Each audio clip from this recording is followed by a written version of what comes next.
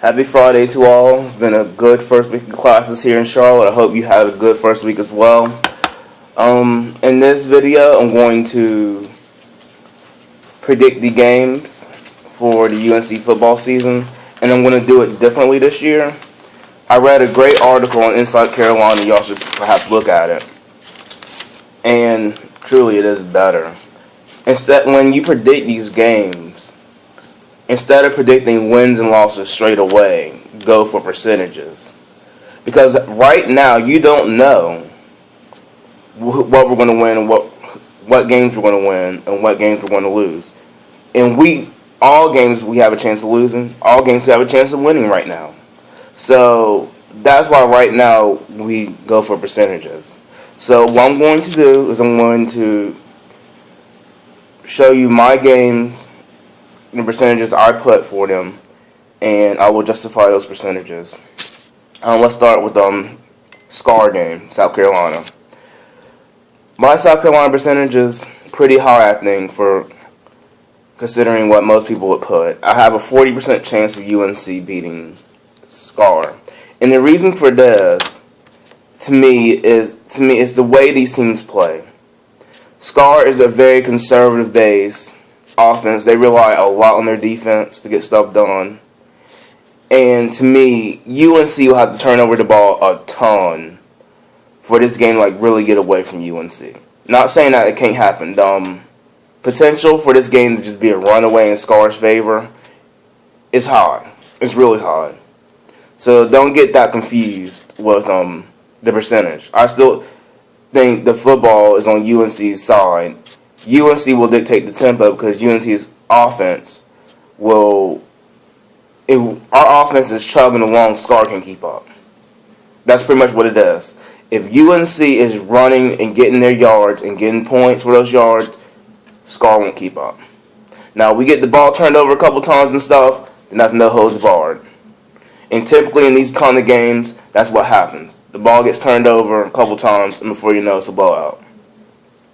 But right now, I like our chances, and I like the fact that we will be dictating the way this game goes. If this game turns into a blowout, it's going to be because we cooperated and we turned over the ball a couple times.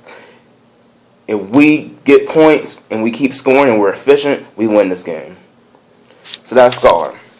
The Middle Tennessee State game, I have an 87%. That is actually pretty low considering what some other people have. I still have in my head last year when Middle Tennessee State went into Atlanta and beat Georgia Tech's behind. They beat them by 3 touchdowns. And to me, that result makes the Georgia Tech UNC result that happened later in that year even more puzzling to me. But anyway, I'm not taking Middle Tennessee State lightly. I mean, it's still high 80s, but we need to watch out, watch our backs. The next game is Georgia Tech. This is also pretty hard for me because I'm not going to... I threw the Atlanta curse out the window because to me that doesn't matter. I have UNC having a 45% chance of beating Georgia Tech in Atlanta. And the reason why for this is that I think UNC is getting there to being able to beat this triple option. I feel like we've been knocking on the door for years and just keep falling short. And all we need to do is turn one thing, just tweak one thing or another. Of course, based off last year, had to be the defense. Because we fell into the option so much that they passed all over the place. But I think that we fixed that. I think we can fix that. We can win this game. Just like the SCAR game. The potential for Georgia Tech to run away and hide in this game from us is pretty high. So we're going to have to we got to be on it. Our offense has to be scoring points. Our defense has to get stops. And we cannot allow a rushing attack to score 68 points on us. Ever again. Ever again. ECU is at 93%. I don't believe Fedora is going to let us lose to ECU. The game's in Chapel Hill. There is no way we're losing this game to ECU. Please. Virginia Tech. I have Virginia Tech at 55% chance of winning Virginia Tech. And the thing with me, I know a lot of people are saying, yeah, that's kind of high, you're playing Lane Stadium and stuff. what I saw last year to me is not a blip. When Virginia Tech met UNC and UNC got points by the bunches and Virginia Tech couldn't keep up, that to me is what I expect anytime I see Fedora and Beamer play head to head. And unless UNC turns over the ball at like a ridiculous rate, UNC will probably be piercing that defense again and scoring points. Virginia Tech hasn't done anything from last year to this year to justify some of these predictions. People have Virginia Tech winning the Coastal. I don't see it. I don't see it. I really don't see how the media wants Virginia Tech to be back, but to me, Virginia Tech is at a state where their personnel is not going to get them wins. And the coach and the mantra he lives by is not succeeding in the ACC football. We're in a new era where you got to put up points, and you can't just rely on defense and special teams to get you through. And Beamer is behind the 8 ball in that. And I think that philosophy is going to cost them a game like this. That's why I have Virginia Tech at 55%. It's still low because it's in Lane Stadium. But I like our chances. I really like our chances. After Virginia Tech is the Miami game. And for the Miami game, that's Thursday night in Kenan Stadium, big game. To me, that game will decide the Coastal Championship if we can hurdle past Georgia Tech. We need to get Georgia Tech out of the way. But anyway, to this game, I have UNC at 70% chance. That's pretty high. But I don't see Miami coming into town and ruining our parade. This is only our second Thursday night home football game ever. So UNC is going to be electric. And the last time we had one, we suffered a huge collapse. I imagine that this time will be different. We'll be looking for a W. We'll be getting that W. And there's nothing that Miami can do about it. Not saying that Miami won't make it close and make it a good game, because it will be. I imagine it will be. But I don't see how UNC doesn't win this game. I got UNC. Boston College, to me, that's just a runaway. That's UNC, 90% chance. Whatever. That has trap game potential. Got state games next. But I think we take care of business. It's at home. State game. Ooh, if this game was anywhere but Raleigh, I would probably give us like an 85% chance. And I'm not discounting the rivalry. What I'm saying is, State's best team in years was this team that you saw last year. The team that very much underwhelmed from the get-go. Literally their first game, they got blown out by Tennessee in Atlanta. And don't get it twisted. When they came to play UNC, I know a lot of state people are like, yeah, y'all were the favorites. Well, the truth was, we were the favorites in every single game during your little winning streak except the first one. So when we won that game last year, it was a big, big deal. Big, big, big deal. I cannot state that enough. So I don't care about your Vegas lines. State, this game's being played in Raleigh. I imagine we're going to get State's best. At this point in the season, I don't think State will have much to play for besides beating UNC and making fun of the flagship, even though that's really not. That's not debatable. But if they want that to be debatable, good for them. Virginia. I have Virginia at an 85% chance for UNC to win. I don't expect Virginia to be doing much of anything. It seems like the year they had a couple years ago, I think it was a couple years ago, when they went 8-4, that seemed like a blip more than a trend. Last year they underwhelmed.